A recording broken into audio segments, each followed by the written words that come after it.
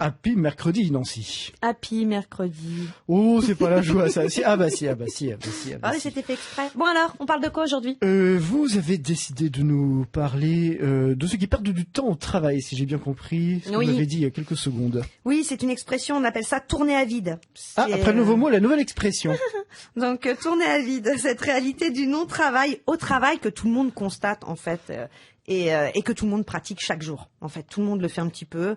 Les employés sortent sur les réseaux sociaux, les sites de voyage, le commerce en ligne. C'est qu'on prend du temps pour soi au lieu de travailler. Pendant le temps de travail. Exactement. Et bref, généralement, c'est aussi quand on est sur un dossier un peu difficile ou un truc qu'on n'aime pas faire. Bon, bah, plutôt que de s'y coller, on va regarder ses mails, on va aller faire un petit peu. Mais ça arrive à tout le monde. Ça arrive à tout le monde. Simplement, c'est des heures et des heures des minutes et des minutes qui s'accumulent, qui font des heures improductives.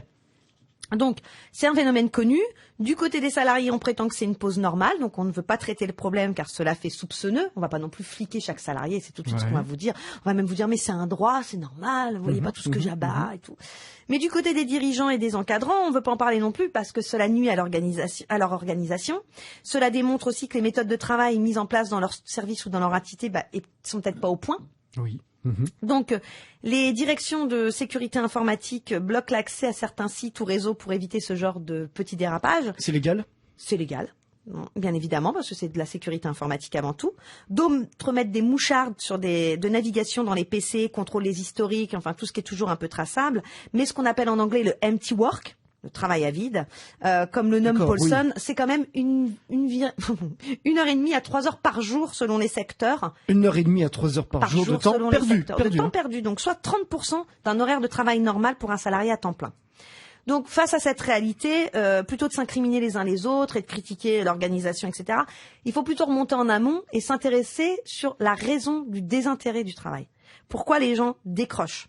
Pourquoi la personne n'arrive pas à se concentrer? On peut aussi, comme l'ont choisi certaines entreprises, laisser faire. Informer les salariés qu'on est au courant du problème, qu'on sait que les salariés pratiquent ce genre de choses et qu'on va essayer ensemble de trouver des solutions.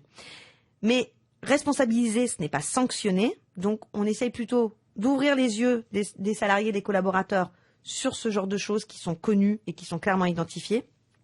Et puis d'essayer de réfléchir ensemble, direction et salariés, sur pourquoi on éprouve ce temps. C'est ça. Est-ce qu'on peut se dire que c'est la façon de travailler de quelqu'un? Voilà, lui, il a besoin comme ça, mais le travail est fait en temps et heure. Donc, et d'un côté, voilà, il est plus productif si il prend un peu de temps comme ça. Ça existe ou ça existe, mais tout le monde n'est pas armé de la même façon. Donc il y a des gens pour qui effectivement ça va fonctionner, puis il y en a d'autres non. Qui perdent vraiment du temps. Non, parce que puis il y en a aussi qui vont être impactés émotionnellement. Prenons quelqu'un qui consulte ses mails et qui apprend une mauvaise nouvelle. Vous croyez qu'après il va avoir envie d'aller faire le dossier? Non. Non. Voilà, un SMS de rupture, comme on le voit chez les jeunes, qui arrive en plein milieu d'une séance de travail, vous pouvez être sûr que la personne après elle n'est pas apte à continuer sa journée normalement. C'est ça. Donc il y a un choc émotionnel. Le temps de travail, c'est le temps de travail. On a des pauses normalement. Mais voilà, il y a des pauses réglementées, on fait ça au moment des pauses, mais on essaie aussi de se préserver sur son temps de travail. Les problèmes perso, ils restent dehors. Parfait, on fait une pause et puis on revient demain. À demain. Merci Nancy.